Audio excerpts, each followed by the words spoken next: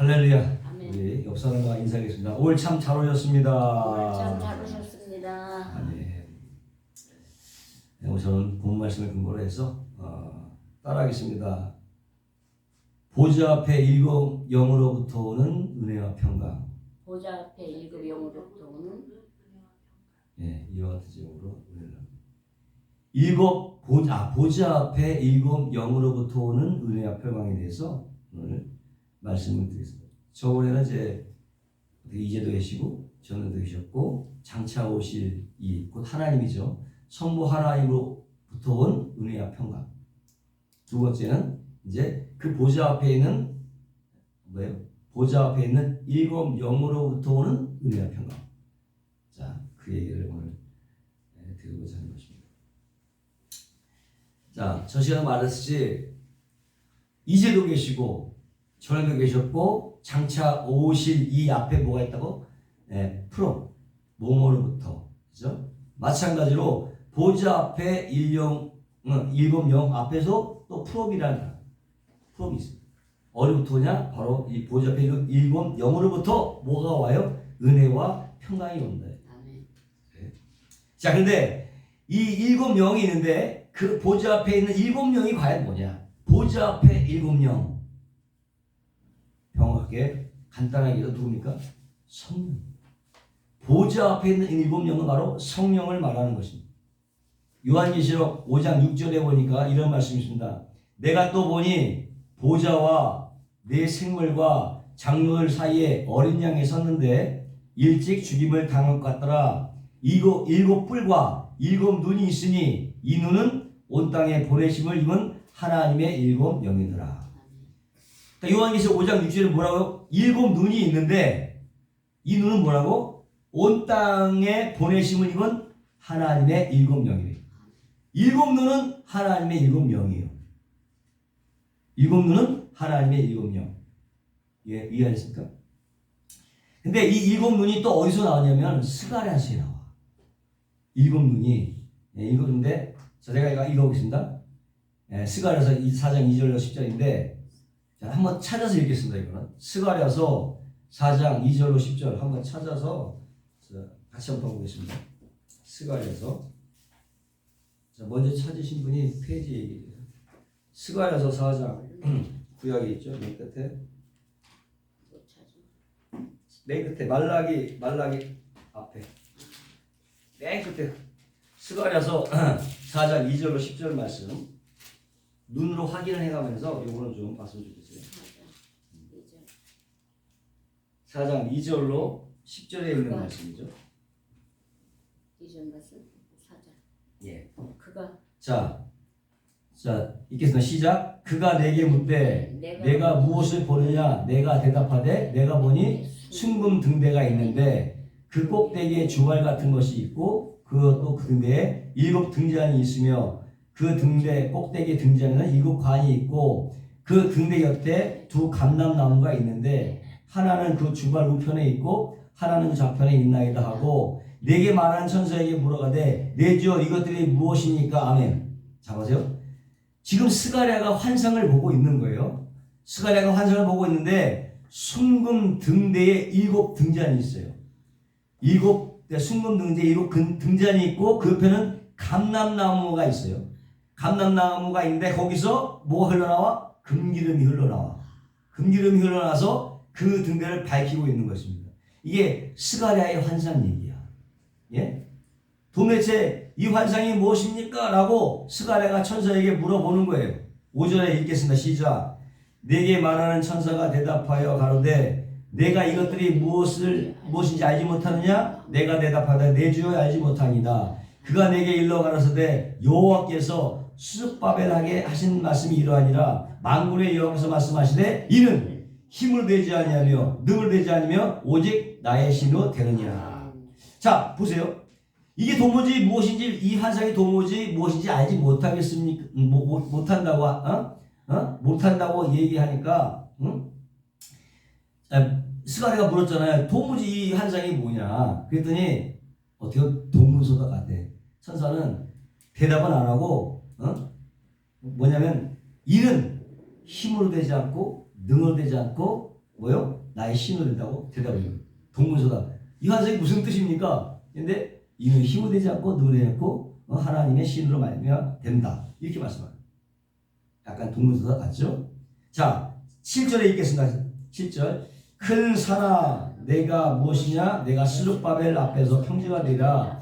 그가 머릿돌을 내어놓을 때에 우리가 외치기를 은총이 그에게 있을지어다 하리라 하셨고 여호와의 말씀이 또 내게 임하여 가라사대 스룹바벨의 손이 이전에 지대를 놓았은즉 그 손이 또한 그것을 마치려 하였으나니 만물의 여호와께서 나를 너에게 보내신 줄을 내가 알리라 하셨느니라. 작은 일의 날이라고 멸시하는 자가 누구냐? 자, 여기 이 일곱 등자는 뭐예요? 뭐라고 있어요? 이 일곱 등자는 온 세상에 두루 행하는 야훼의 눈이라. 다른 줄이 스룹바벨의 손에 있음을 보고 또 기뻐하더라. 자, 일곱 등잔, 여기 일곱 등잔이 얘기하고 있잖아요. 그게 뭐라고? 온 세상을 두루 행하시는 여호와의 눈. 자, 정리 한번 해볼까요? 요한계시록 5장 6절에 일곱 눈은 뭐라고 했어? 일곱 눈. 자, 일곱 눈은 세상에 보내어진 하나님의 영이라고 했어요. 하나님의 영이라고 했고, 지금 보니까 이 일곱 눈은, 일곱 숫대지, 일곱 등자는 두루 살피시는 여호와의 눈이라고 했어요. 자, 다시 한번 정리해볼까요? 온 세상에 두루 행하는 야훼의 눈, 이것이 일곱 눈인데, 이거는 일곱 등잔이었고, 스가랴가 일곱 등잔에서 그 눈을 받고, 그 눈은 온 세상을 살피시는 야훼의 눈인데 그게 하나님의 영이다 이거야. 아, 좀 복잡하게 예? 이해가 되셨어요? 일곱 등자는 곧 일곱 촛대를 말하는 거예요. 일곱 촛대는 하나님의 온 세상을 두루 행하시는, 자, 머리 딱 정리하세요. 일곱 촛대는 뭐냐? 하나님께서 온 세상을 두루 행하시는 하나님 여호와의 일곱 눈이고, 그 일곱 눈은 또한 일곱 영인 거죠. 그 영은 실체가 뭐냐? 바로 이를 행하시는 분이 성령, 하나님입니다. 자, 6절에 보니까, 자, 헷갈리는 거야. 다시 한번. 일곱 등잔, 일곱 촛대는 하나님의 눈이다. 온 세상에 두루 행하시는 여호와의 눈인데, 일곱 등잔은 그 눈은 곧 세상을 두루 살피는 또한 야훼의 눈일 뿐만 아니라 하나님의 보내진 하나님의 영이다. 그 영은 바로 뭐냐? 성령이다. 간단하게 말해서 일곱 영은 뭐냐? 일곱 영은 일곱 눈은 일곱 촛대일 수도 되기도 하고 일곱 영이고 하나님의 성령이다.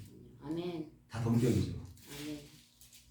복잡할 거 없죠. 일곱 촛대, 일곱 눈, 일곱 영, 하나님의 성령. 똑같죠. 그게 정리할 수 있습니다.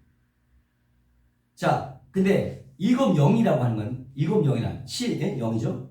일곱 영은 뭐야? 일곱 교회를 상징하는 일곱 교회라고 했잖아요. 일곱 영은 전체 교회를, 일곱 영은 전체 교회를 상징하는 일곱 교회야. 일곱 영이 또한 일곱 교회라고 또 모사하고 있었잖아요. 헷갈립니까? 결국 뭐냐면 일곱 영은 전체 교회를 상징하는 일곱 교회에 보내진 뭐야? 온전하고 완전하신 성령 하나님. 우리는 물론 그 영적 감각으로 금방 알 수 있지만 아멘. 성경에 대해서 지금 그렇게 풀어주고, 성경도 그렇게 이해하고 있다는 거예요. 아멘. 일곱 영이라고 하는 것은 전체 교회를 상징하는 일곱 교회에 보내어진 온전하고 완전하신 하나님 곧 성령을 말씀하는 거예요. 그래서 일곱 영이 뭐냐? 일곱 교회에 보내어진 하나님의 성령. 아멘. 이해가 됐죠? 일곱 영은 이제 하나님의 성령이라고 성경이 지금 증명하고 있잖아요. 자, 일곱 영은 뭐다? 하나님의 성령이다. 일곱 영은 하나님의 성령이다. 아까 스가랴의 환상을 받고 요한계시록의 얘기를 떠서 일곱 촛대가 그런 데서 하나님의 일곱 촛대는 하나님의 눈이고, 하나님의 눈은 곧 하나님의 영인데 그것은 바로 하나님의 성령이다. 그죠? 그 성령이 어떻게? 그 영이 일곱 교회에 보내졌다. 그죠? 그렇게 이해하시면 돼요. 다시 말씀드리면 이 사가랴가 본 7개의 환상 중에서 오늘 본 것은 금초대와 금초대와 감람나무의 환상이에요. 금초대와 감람나무의 환상인데 5번째 환상인데 결국 뭐냐면 하늘나라 우리가 천국을 우리가 늘 꿈꾸잖아요. 천국을 바라보면서 지금 설명하고 있는 거예요. 스가랴는 천국의 모습을 영적으로 보면서 현실로 그것을 지금 표현해 놓고 있는 거야. 이해하셨어요? 구체적인 뭐냐면 천상에 있는 하나님의 나라를 묘사하고 있으면서 그 성전이 지어져 가는 모습을 묘사하고 있는 장면이다. 그 모습이 어떻게 된 것 같아요? 자, 우리 지금 하늘나라를 보고 있는 거야. 하늘나라의 성전을 보고 있는 거야. 어떤 모습이냐면 숭근 등대가 있어. 이건 하늘나라의 상징이에요. 숭근 등대가 있고 7 촛대가 있고 그 양옆에 2 감람나무가 있는데 그 감람나무로부터 계속 김구름이 흘러들어갔고 촛대의 불이 꺼지지 않는 장면이다. 하나님의 나라의 모습이다. 이게 곧 천국이에요. 주여. 아멘. 천국이 그려지십니까? 이것을 천국을 그려놓은 거야. 천국에 있는 하나님의 성전을 그려놓은 건데 그 모습이 어떻게 하시면 숭금 등대에 7 촛대가 있고 양옆에 2 그루의 감람나무가 있으면서 그 감람나무에서 계속 금기름이 흘러들어가고 촛대의 불이 꺼지고 있는 꺼지지 않고 있는 장면. 주여. 이 장면을 딱 기억하세요. 여기 하나님의 나라의 아멘. 성전. 네? 천국의 모습이야. 요게 그러니까 사가랴가 그러니까 이해가 안 가거든. 천사한테 묻는 거예요. 도무지 이게 무엇입니까? 라고 물으니까 천사는 그건 이런 거라고 얘기해 주진 않는데 대신에 뭐라고 얘기하고 있어? 너가 보고 있는 그 모습은 성전의 모습이잖아요.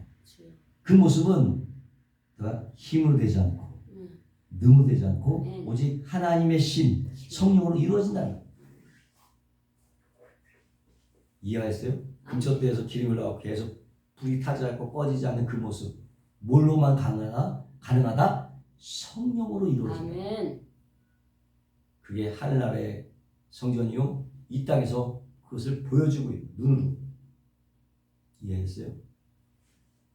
다시 말하면 그리고 이어서 이 얘기하고서 무슨 얘기냐면 성전 재건을 하는 스룹바벨의 이야기가 나와요. 학계, 스가랴, 말라기 맨 끝에 있는 선지서들 있잖아요. 느헤미야, 에스더, 느헤미야, 또 뭐 있어요? 에스라. 이건 뭐에 관하냐면 성벽 건축과 성전 재건에 관한 이야기란 말이에요. 북이스라엘이 요거 기본적으로 알고 BC 722년에 아수르에게 망했잖아. 북이스라엘이 끌려간다고. BC 586년에 남유대가 망해서 또 바벨론으로 끌려가요. 그리고 바벨론에서 있다가 하다가 538년에 페르시아의 고레스에게 망해버려. 페르시아가 점령을 해. 그리고 와서 고레스가 감동이 해서 이 본국으로 예루살렘을 성전을 건축하려고 첫 번째 1차 기한을 해요. 그때 1차 기한했던 사람이 스룹바벨이야. 2차 기한이 에스라고. 네? 이때 지금 스룹바벨 얘기를 끝내 성전 재건을 하기 위해서 스룹바벨의 얘기를 지금 꺼내고 있는 거야. 자, 이해가 됐어요? 자, 이 장면은 바로 성령으로 이루어지고 있는 참 성전의 모습을 그리고 있어요. 참 교회의 모습인 거죠. 다시 말하면 성전으로 지어져 가고 있는 참 교회의 모습을 스가랴의 환상에서 보여주고 있습니다. 아멘. 이 환상에서 누가 나옵니까? 스룹바벨이라는 사람이 나오죠. 아까 얘기했듯이 바벨론으로 망해서 포로로 잡혀갈 때 이 스룹바벨도 끌려갔어요. 바벨론으로 포로를 잡혀갔는데 아까 얘기한 538년에 페르시아 왕 고레스에 의해서 다시 한번 성전 재건을 하려고 이 1차 기한을 하게 될 때에 성전 재건해서 예루살렘을 재건하라고 왔던 그 첫 번째 리더자가 바로 이 스룹바벨이에요. 성전 재건 임무를 띄고 왔단 말이에요. 근데 이 스룹바벨은 왕가 출신이야. 왕족 출신이야. 그 보면 여호야긴 왕이 나오는데 여호야긴의 손자란 말이야. 왕의 손자야. 왕손이야. 왕손. 스룹바벨은 왕권을 가지고 있었던 왕족이란 말이야. 그래서 이제 그가 이끌고 와서 성전 재건을 하는데 엄청난 방해가 있었어요. 방해가 있었어. 스가랴 선지자는 BC 520년부터 성전 재건이 시작이 됐어요. 520년부터 사역을 시작한 거야. 스가랴는 선지자예요. 스룹바벨 당시 성전 재건할 때 사역했던 하나님의 선지자가 스가랴 선지자예요. 그런데 그때 당시 페르시아의 다리오 왕이요, 애굽에 있는 애굽 사람들이 우리가 충성을 확인하기 위해서 군대를 정비하고 있을 때에 유대인들이 그 불똥이 자기한테 튈까봐 전전긍긍하고 있었고요. 이때 북이스라엘 사람, 아까 저 BC 722년에 북이스라엘이 아수르로 포로 잡혀갔잖아요. 그때 포로 잡혀간 유대인들과 거기 있는 거주민들 아수르인과 결혼을 해버렸어. 결혼해서 난 자식들이 바로 사마리아예요. 정통 혈통이 아니란 말이지. 순수 혈통이 아니죠. 응? 이방인의 피가 섞인 민족이기 때문에 정통 유대인으로서는 뭐 같은 자식들? 개보다 못한 취급을 했단 말이지. 사마리아인들은. 네? 근데 이 사마리아 사람들도 사람들이 이 성전 재건을 방해하는 거예요. 방해하는 거예요. 응? 이해하셨습니까? 그러니까 우리도 한번 섬기겠다. 우리도 여호와를 섬기는다. 우리도 한번 성전 재건을 돕겠다고 나셨다가 너희는 안 돼. 거절을 당하지. 너희 같이 더러운 녀석들은 성전 재건에 참여할 수 없다. 열이 받았죠. 북에서 열이 받아갖고 성전 재건을 오히려 방해를 해. 응? 성전 재건하는 현장에다가 막 시체도 갖다 뿌려놓고 여러 가지 방해를 많이 해. 그래서 요한복음에 보면 사마리아 여인에게 이런 얘기잖아요. 여기 사마리아 여인이 그러잖아요. 그리심산에다가 자기들이 마음대로 성전을 했다. 그렇지 않으니까 예루살렘에 가니까 자기 따로 우리 야훼 이렇게 섬기겠다고 그리심산에다가 자기의 신전을 세웠단 말이야. 성전을 자기들께 섬긴 거란 말이야. 이런 방해가 있으니까 스가랴 선지자 입장에서는 과연 정말로 이 성전이 재건될 수 있을까라고 걱정하고 있었다고. 걱정하고 있을 때 하나님께서 스가랴에게 환상을 보내주죠. 뭐라고? 스룹바벨이 재건을 시작한 이 성전은 반드시 어떻게 이루어진다. 이루어질 것이다. 환상을 보여주죠. 그리고 그 환상대로 4년 만에 BC 520년에 성전 재건이 시작됐고 4년 만에 516년에 성전이 완성이 돼요. 516년 4년 만에. 자, 그러면 성전 재건이 외적으로 성전 재건이 도대체 무슨 의미가 있길래 성경이 이렇게 많은 부분을 할애해서 묘사하고 있느냐. 성전 재건이 뭐길래? 이것은 뭘 말하면 옛 성전을 무너뜨리고 새 성전을 지으시는, 곧 옛사람을 죽이고 새 사람을 창조하는, 다시 말하면 교회를 탄생시키는 예수 그리스도의 사역을 상징하는. 아멘. 예수님께서 이 성전을 헐라 내가 3일 만에 세우리라고 했잖아요. 성전을 헐라. 결국 무슨 얘기냐면 스가랴의 걱정같이 어떤 방해가 있다 할지라도 하나님의 성전은 어떻게 된다? 재건이 된다. 하나님의 구원은 반드시 이루어진다. 완성되고야 만다는 말을 하고 싶습니다. 아멘. 여기서 스룹바벨은 누구를 상징하고 있냐? 바로 메시아신 예수 그리스도를 상징하고 있고, 근데 그 이름 뭘로 만든다고?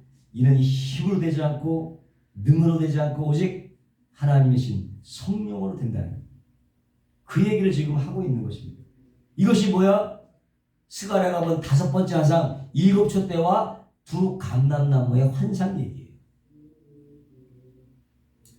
자, 그럼 이런 환상이 어떻게 유대인들에게, 그 당시 있는 사람들에게 은혜와 평강이 되느냐? 이게 어떻게 은혜와 평강이 되느냐? 메시지가 되느냐? 10절에 뭐라 했어요? 일곱 초 때는 이 촛대가 아니라 일곱 초 때는 주 행하시는 야훼의 하나님의 눈이에요. 그 하나님은 뭐야? 일곱 영이고 그 영은 뭐야? 성령이고 곧 일곱 초 때는 뭐가 되는 거예요? 성령이 되는 거지. 자, 이해가 되셨어요? 일곱 초 때는 뭐냐? 온 세상을 두루 살피시는 하나님의 눈인데 하나님의 눈은 곧 하나님의 영이고 그 하나님의 영은 성령이야. 결국 초 때는 일곱 초 때는 일곱 영 성령인 거지. 일곱 초 때는 성령을 상징하고 있는 거예요. 자, 따라하겠습니다. 일곱 초 때는 성령을 상징합니다. 성령을 상징한다. 그런데 이 일곱 촛대가 요한계시록은 뭘로 묘사가 되면 이건 교회로 또 얘기해요. 자, 헷갈리지 마세요. 일곱 촛대가 성령으로도 얘기하고 있고 지금 일곱 촛대가 뭘로? 일곱 교회로 얘기하고. 아멘. 이게 계시록의 일정인데, 자, 계시록 1장 20절 내가 읽겠습니다. 내가 본 것은 내 오른손에 일곱 별의 비밀과 일곱 금촛대라. 일곱 별은 일곱 교회의 사자요 일곱 촛대는 일곱 교회니라. 결국 일곱 촛대는 하나님의 일곱 영이요 하나님의 성령인데 일곱 촛대는 여기서는 또 교회라고 말합니다. 일곱 교회, 성령과 일곱 교회. 자, 이제 되나요? 일곱 촛대, 일곱 교회, 하나님의 일곱 영, 성령. 자, 이 꼴가 돼요? 이 일곱 촛대가 성령으로 얘기하고 일곱 촛대는 또 일곱 교회라고 얘기해요. 그러면 자, 이해가 됐어요? 성령과 교회의 관계야. 성령과 교회의 관계. 어떨 때는 성령, 일곱 촛대가 성령으로 묘사되기도 하고 어떨 때는 일곱 교회로 표현되고 있습니다. 교회와 성령 어떤 연관 관계가 있길래 이랬을까? 알다시피 교회는 어떻게? 네? 성령으로 말미암아 첫 작품이잖아요. 예수님께서 죽으시고 부활하시고 승천하셔서 보내신 것이 성령. 성령의 오순절 당에 성령이 딱 임할 때 뭐가 생겨요? 교회가 탄생. 성령과 교회는 불가분의 관계인 것을 볼 수가 있다는 거죠. 뗄래야 뗄 수가 없죠. 요한복음 15장 26절에 내가 아버지께로서 너에게 보낼 보혜사 곧 아버지께서 나오시는 진리의 성령이 오실 때에 그가 나를 증거하실 것이요. 뭘 보내요? 성령을 보내신다고 해서. 그 성령으로 말미암아 세워진 것이 바로 교회가 된 거잖아요. 예? 스가랴 한상에서 예수님께서 보내신 성령 하나님으로 말미암아서 이 세상에서 그리고 하늘에서 영원히 하나님의 뭐요? 하나님의 영광의 빛을 발하고 있는 교회의 모습을 그려내고 있는 거야. 이해하셨습니까? 하늘나라의 그 영광을 발하고 있는 그 교회의 모습을 일곱 촛대로 보여주고 있는 거예요. 끊임없이 감람나무에서 금기름이 공급이 되는데 이 기름은 뭐라고? 성령입니다. 성령으로 말미암아 탄생되고 있는 또한 성령으로 유지되고 있는 현대 참성전의 모습, 현대 교회의 모습. 교회는 곧 믿는 나의 모습이다. 이 모습이 바로 교회의 모습이요 진정한 그리스도 자신의 우리 애들의 모습이라는 거예요. 교회는 성령이 오심으로 탄생이 됐을 뿐만 아니라 계속해서 성령의 조명과 인도와 충만을 받아서 존재하게 된다는 것입니다. 아멘. 그 교회가 영광을 빛을 발하는 그 교회가 천국에서는 말할 것도 없이 어디서도 빛을 발해야 돼요? 이 땅에서도 빛을 발하고 있는. 아멘. 근데 교회가 누구예요? 교회는 바로 나예요. 교회는 믿는 사람 한 사람 한 사람 자신이 교회예요. 우리 자신이 교회예요. 네? 근데 불이 붙은 교회야. 성령의 불이 붙은 교회야. 누가? 내가. 왜? 우리가 성령이 있거든. 감람나무로 끊임없이 부어지는 그 성령의 도우시로 말미암아 교회가 빛을 발하고 있는. 네? 내가 빛을 발하고 있는. 그러니까 당연히 어떻게 성령의 존재이기 때문에 뭐가 자연히 드러나게 돼 있어요? 빛이 드러나게 돼 있는. 아멘. 드러날 수밖에 없는 존재. 따라서 교회라고 하는 것은 성령 없이는 존재할 수 없고요. 유지될 수가 없는 거예요. 교회라고 하는 촛대에 불이 붙어서 촛대 역할을 제대로 하기 위해서는 성령으로의 불이 붙어야 돼. 그래야 진정한 뭐가 돼요? 촛대가 되는 거예요. 교회와 성령은 불가분의 관계. 떨어질래야 떨어질 수 없는 관계. 그래서 성경은 일곱 촛대를 성령의 도우심으로 탄생이 되고 빛을 발하게 되는 교회라고 얘기하고 있는 것입니다. 아멘. 이해가 되셨죠? 일곱 정리가 됐죠? 일곱 촛대라고 하는 것은 성령으로 탄생이 되고 유지가 되는 교회. 아멘. 그것이. 자, 이렇게 성경에서 등장하는 이 촛대가, 일곱 촛대가 과연 어떻게 만들어지나 한번 볼까요? 중요하잖아요. 출애굽기 25장 31절로 한번 가겠습니다. 자, 그 촛대가 어떻게 만들어지는지. 자, 출애굽기 25장 31절.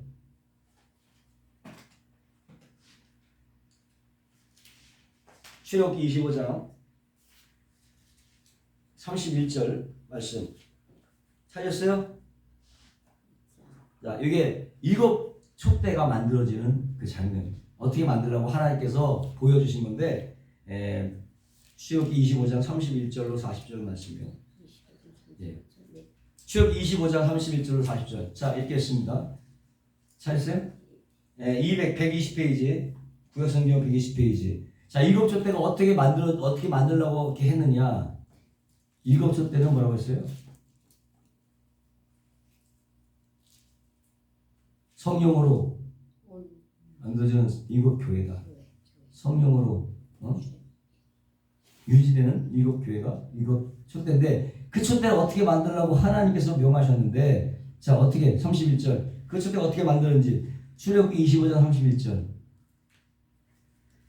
120페이지 시작. 너는 정금으로 등대를 쳐서 만들되 그 밑판과 줄기와 잔과 꽃받침과 꽃을 한 덩이로 연하게 하고 가지 6을 등대 곁에 나오게 하되 그 세 가지는 이 편으로 나오고 그 세 가지는 저 편으로 나오게 하며 이 편 가지에 살꽃 형상의 잔셋과 꽃받침과 꽃이 있게 하고 저 편 가지에도 살꽃 형상의 잔셋과 꽃받침과 꽃이 있게 하여 등대에서 나온 6가지를 갖게 할지며 등대 줄기에는 살꽃 형상의 잔넷과 꽃받침과 꽃이 있게 하고 등대에서 나온 6가지를 위하여 꽃받침이 있게 하되 2가지 아래 한 꽃받침이 있어 줄기와 연하게 하며 또 2가지 아래 한 꽃받침이 있어 줄기와 연하게 하며 또 2가지 아래 한 꽃받침이 있어 줄기와 연하게 하고 그 꽃받침과 가지를 줄기와 연하게 하여 전부 전금으로 쳐 만들고 등잔 일곱을 만들어 그 위에 두어 앞을 비추게 하며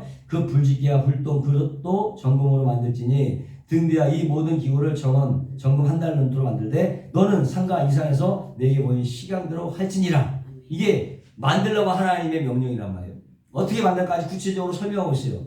한마디로 이 일곱 등대를 비롯한 성막 전체는 뭘 향상해서 하나님께서 모세를 산으로 데려가서 모세에게 직접 보내시는 성막 자체가 하나님의 나라의 모형이에요. 그게 천국이란 말이야. 천국의 모형으로 성막을 주신 거예요. 근데 모세가 하나님 주신 그 하늘을 딱 보니까 그 하늘에는 뭐가 있어요? 그 보좌 앞에 뭐가 있어? 어떤 빛을 발하는 존재가 있는 거야. 하나님 보좌 앞에 빛을 발하는 존재가 있는데 그 존재들을 뭘로 표시하는? 그거를 촛대로 표시하는 거예요. 아멘. 빛을 발하는 존재들이 있는데 간단하게 해서 그 빛을 발하는 존재가 누구예요? 바로 교회야.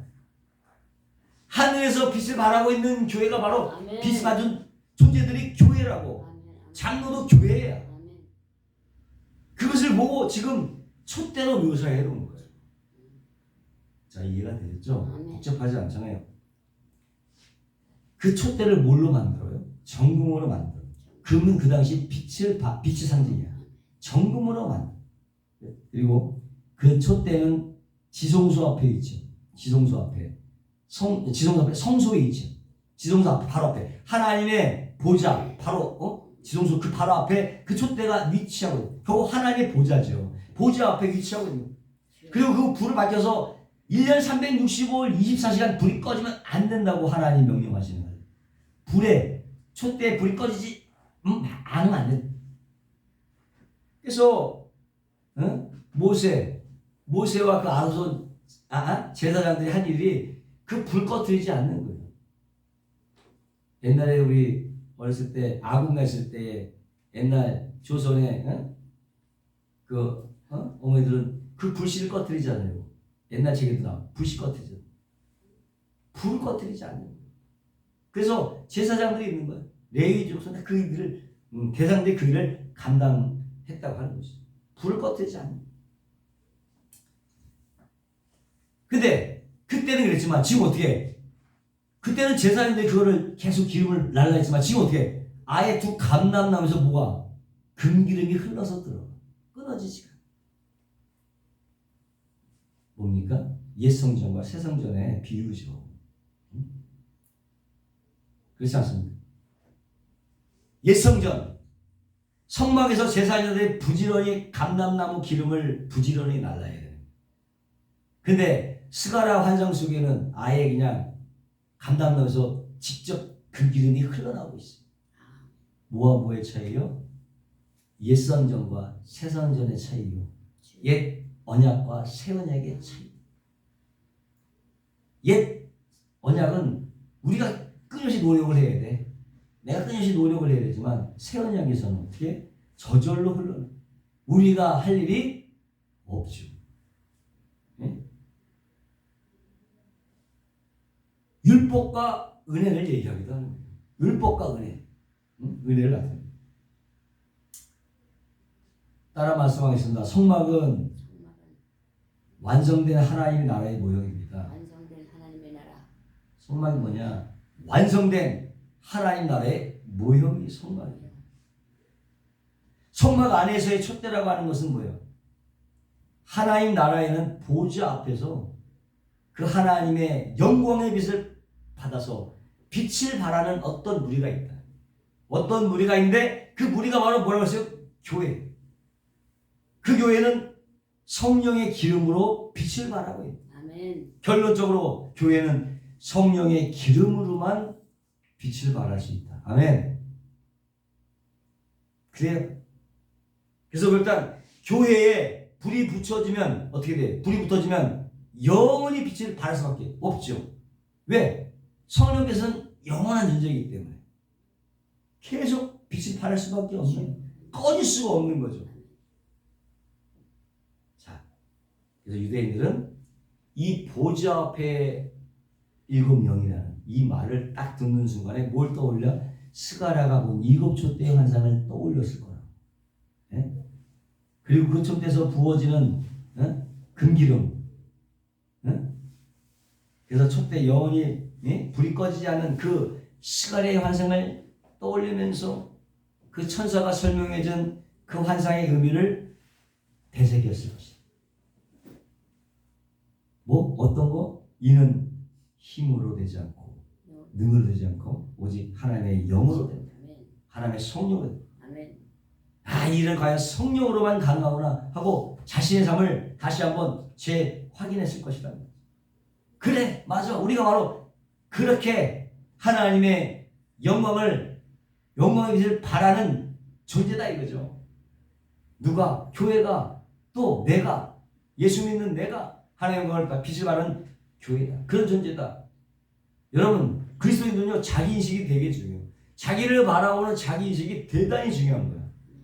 어떤 선을 행하는 것보다 내가 누군가에 대한 자기 인식을 분명하게 돼. 내가 과연 누구 존재냐? 내가 진짜냐 가짜냐? 내 안에 정말 성령이 있느냐? 이런 자기 인식이 더 중요한 거예요. 빛을 바라면서 살아야지 라고 하는 고민보다도 내가 안에 정말 빛의 존재냐? 내가 빛 가운데 있느냐? 네? 이것을 확인하는 것이 더 중요한 거예요. 우리도 역시 마찬가지야. 교회에서 우리 안에 뭐가 계셔? 성령 하나님이 계셔서 우리 삶을 통해서 영원히 빛을 발하는. 근데 내 안에 성령이 없다면 빛을 발할 수 있을까? 그래서 늘 성령을 확인하셔야 돼. 나를 재인식해야 돼. 내 자신을 계속 정립시켜나가야 돼. 내 안에 성령이 계신지를 늘 확인해야 돼. 있다면 그 사람은 빛을 발할 수밖에 없다는 것입니다. 아멘. 근데 그 불이 언제 2000년 전 오순절 다락방에 성령께서 임하심으로 교회가 탄생이 됐고 그 이후로 이 불은 영원히 꺼지지 않고 지금까지 아멘. 존속되어 오고 있는 거예요. 아멘. 믿으시면 아멘. 아멘. 성령과 교회는 떨어질래야 떨어질 수 없어. 그런데 이런 생각 그런데 과연 교회인 진정한 나는 과연 그 빛을 돌리면서 살아가고 있는가? 빛을 발하느냐? 빛을 발하는 건 하나님께 영광이라는 말이에요. 이 땅의 그리스도인의 목적이 뭡니까? 인간의 목적이 뭡니까? 하나님께 영광이에요. 빛을 발하는 삶이란 말이에요. 제 얘기가 아니죠. 고린도후서 1장 3장 17절에 주는 영이시니 주의 영이 계신 곳엔 자유함이 있느니라. 우리가 다 수건을 벗는 얼굴로 거울을 보는 것 같이 주의 영광을 보매.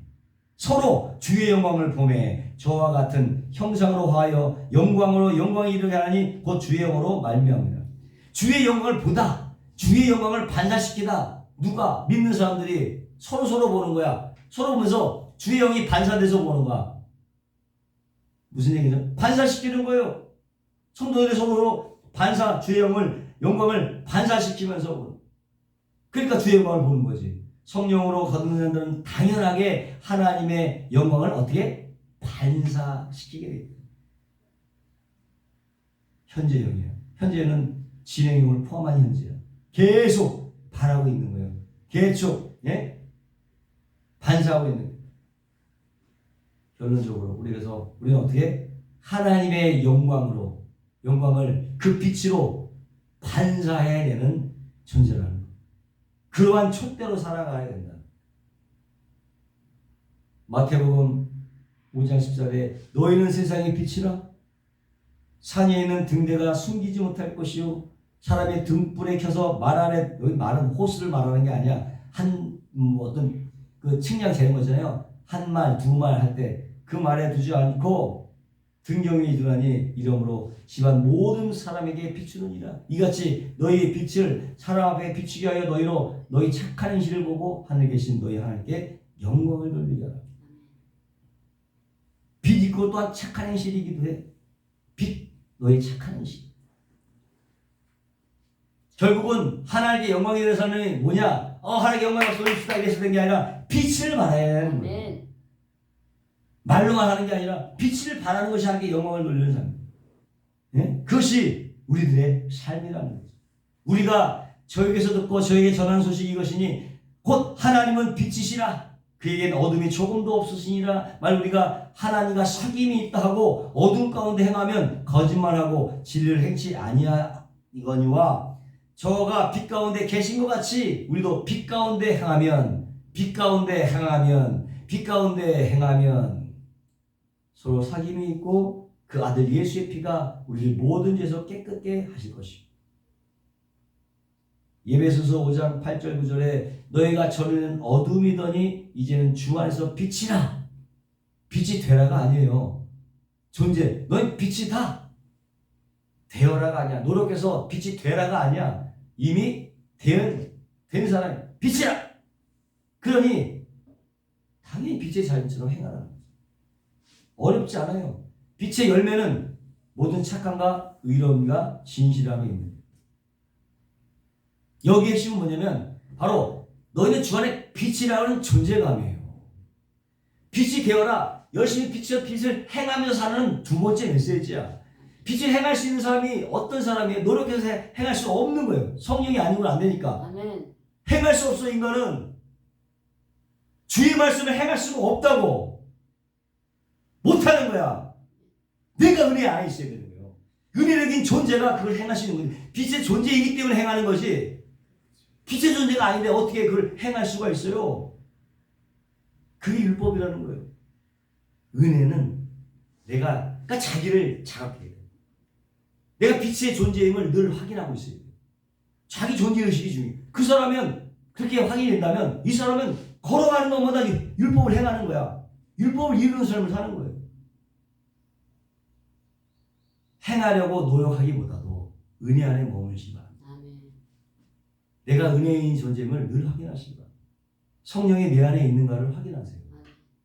이게 중요한 거예요. 이게 은혜의 삶이야. 내 안에는 성령이 하게끔 하신다고. 그분을 의지해야지. 내 힘으로 뭘 한다? 그건 다시 과거의 율법으로 돌아가는 거예요. 율법 시대에, 은혜 시대에 왜 다시 율법으로 돌아가려고 해? 이 땅의 교회들이 메시지를 정하는데 왜 다시 한번 율법적으로 설교를 하냐고. 은혜 시대에 살아가야지. 자기의 정체성을 확인하는 것이 더 중요해요. 착한 행실을 하려고 노력해서는 되는 게 아니에요. 인간으로서는 할 수가 없어요. 주여. 어떻게 한 뼘을 지금 왼뼘을 도렇게 됩니까? 어떻게 여자보다 음욕을 생기지 않는 남자가 어디 있습니까? 못하는 거예요. 그거는 예수님이죠. 그렇게 배운 다 죄인이죠. 못한다는 얘기를 하고 있는 거예요. 여자를 보고 마음에 음욕을 품은 자마다 가늠한 자라고 얘기했잖아요. 그 길을 만족시킬 사람이 없어. 그래서 절대로 인간적인 도로 뭘 행하려고 하지 마세요. 내 안에 내가 은혜 안에 있는가, 은혜의 삶에 있는가, 성령이 나와 동의하고 이걸 확인하시라고.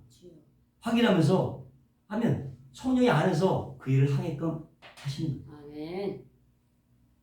한마디로 비잉과 두잉. 비잉은 존재감이야. 두잉은 그 존재로 인한 결과물이야. 이해하셨어요? 제가 이 얘기를 꼭 드리고 싶었어요. 은혜와 율법의 차이야. 비잉과 두잉의 차이예요. 어떤 선한 일 행실을 한다 할지라도 그 의도가 성령으로 출발하지 않으면 아무 의미가 없는 거예요. 아멘. 자기 노력, 자기의 의지밖에 자랑밖에 안 되는 거야. 내가 선한 일 해서 구제하고 참 누가 봐도 다 선한 일이야. 좋은 일 해서 구제하고 다 박수 쳐줘. 근데 그 동기가 뭐냐 이거예요. 성령의 은혜로 했느냐 아니면 자기 의지로 했느냐.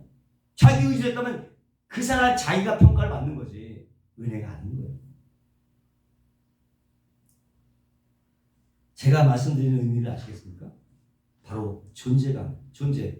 빛이다 그랬어. 빛이다. 예수님께서 빛이라 하시니까 내가 빛인 존재를 확신하시기 바랍니다. 아멘. 은혜를 주잖아. 비잉이 은혜요.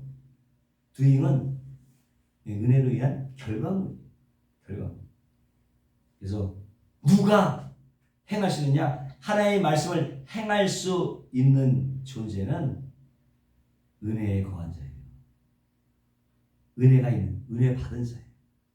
은혜가 있는 사람. 은혜 받은 사람만이 하나님의 율법을 행할 수가 있는 거예요. 아멘? 아멘. 그래서 은혜와 율법 가운데 은혜가 먼저인 거예요. 그래서 은혜가 먼저. 은혜가 먼저. 그 말이 그 말 같지만 정리하십니다.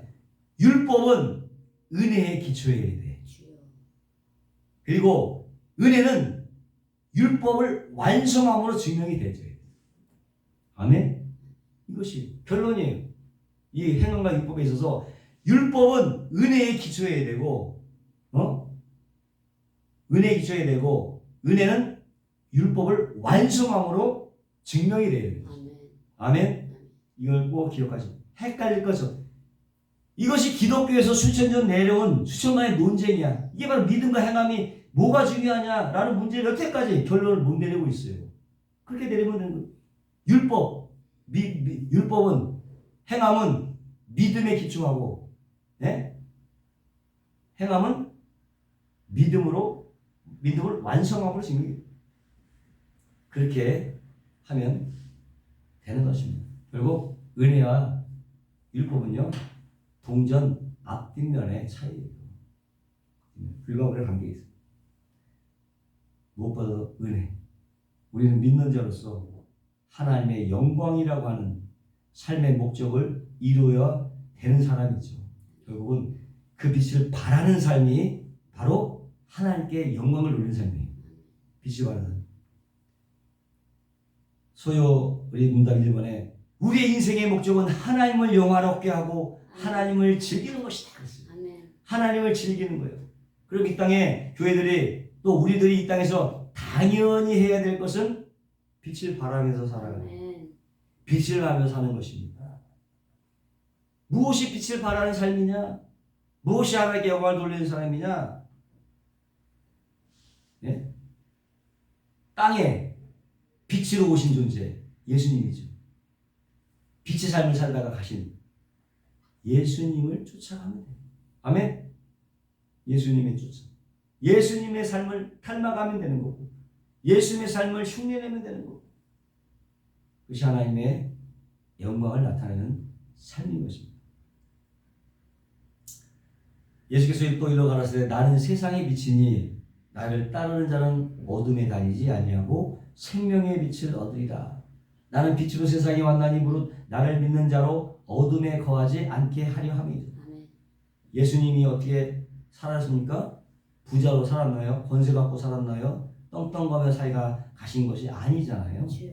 힘들고 어렵지만 하나님의 뜻에 온전히 순종하는 삶을 살다 가신 예수께서 우리도 그런 삶을 살아야지. 그러면 예수께서 가라사대 빌립아 내가 이렇게 너희와 오래 함께 있으되 너가 나를 알지 못하냐 나를 본 자는 아버지를 보았거늘 어찌하여 아버지를 보이라 하느냐. 나를 본 자는 단호하게 말씀하시잖아요. 나를 본 자는 하나님을 보았다. 아버지를 보았다. 진실로 진실로 아멘 아멘 너에게 이르노니 아멘 아멘. 어떤 걸 보고 옳습니다 맞습니다 그런 거 아니야. 아멘 아멘. 예수님은 아멘 아멘으로 시작해요.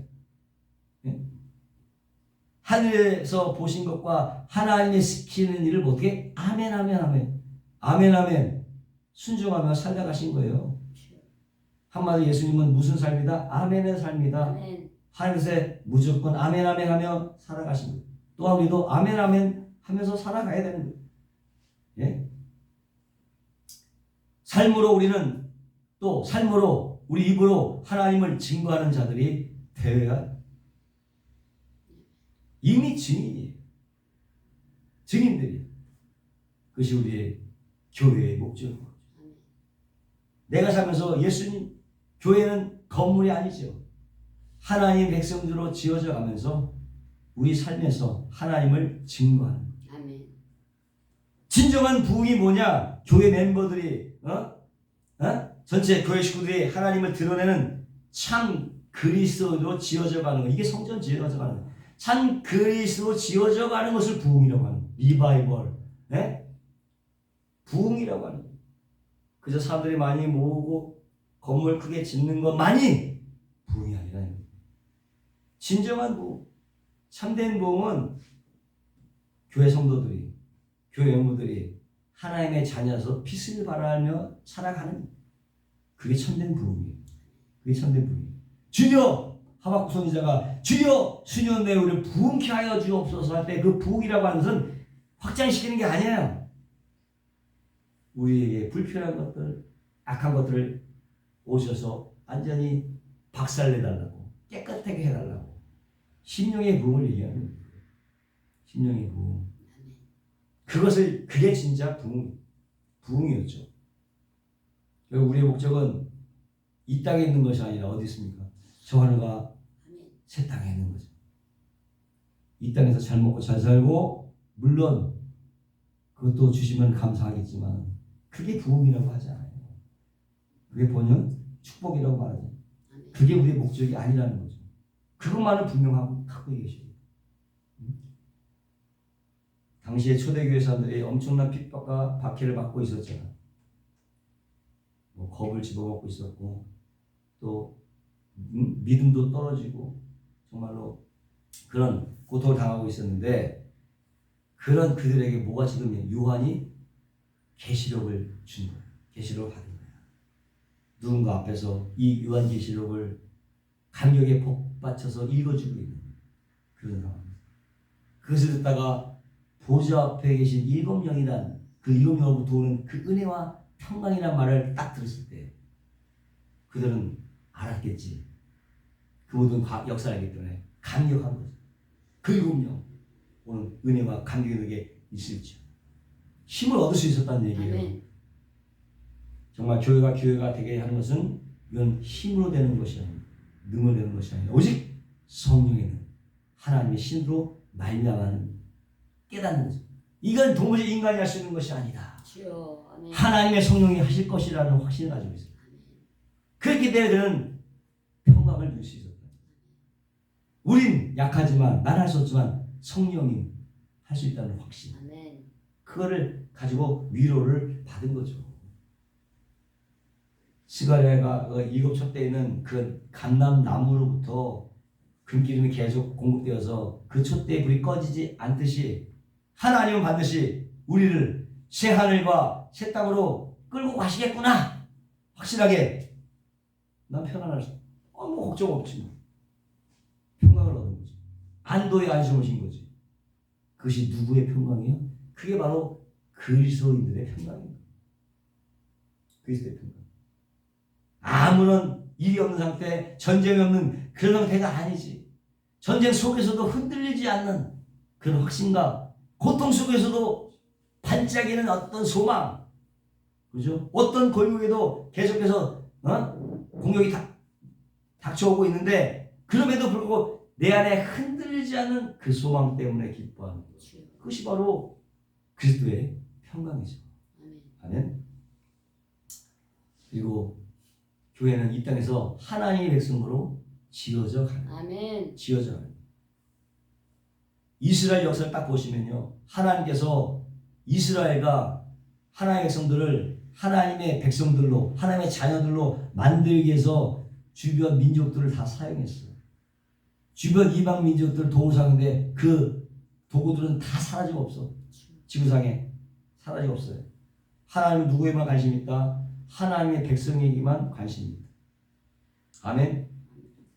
하나님의 백성을 하나님의 백성답게, 하나님의 자녀답게 만들기 위해서 그들을 잠시 쓰는 거야. 그래서 사탄도 붙여주는 거야. 사탄도 하나님의 도구예요. 하나님의 도구예요.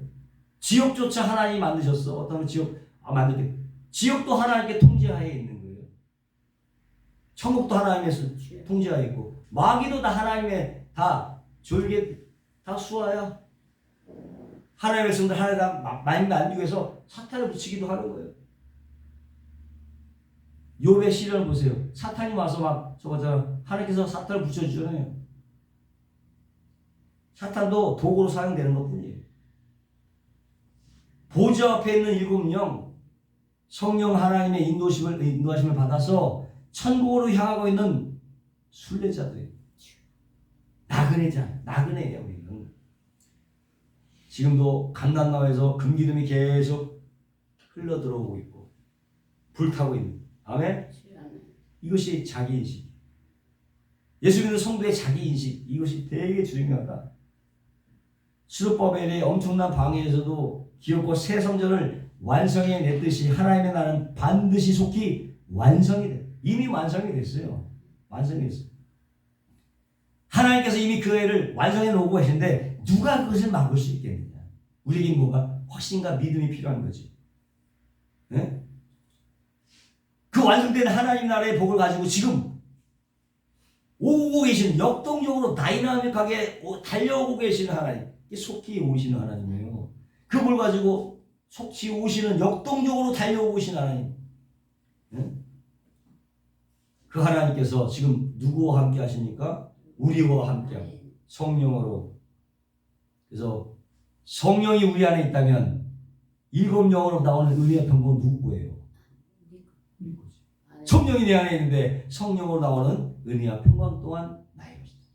아멘. 할렐루야. 말하겠습니다. 은혜와 평강은 따라하겠습니다. 은혜와 평강은 나의 것입니다. 나의 것입니다. 누리며 사십시다. 아멘. 할렐루야. 마치겠습니다. 거룩하시고 영화로우신 하나님 감사합니다. 일곱 영으로부터 나오는 은혜와 평강은 바로 우리의 것입니다. 은혜도 우리의 것입니다. 날마다 이거를 확신하고 날마다 곰 피우면서 자신을 정립하므로 날마다 우리가 평강 속에서 누리며 살아갈 수 있도록 성령께서 함께하여 주옵소서. 감사하며 예수님의 이름으로 기도합니다. 아멘.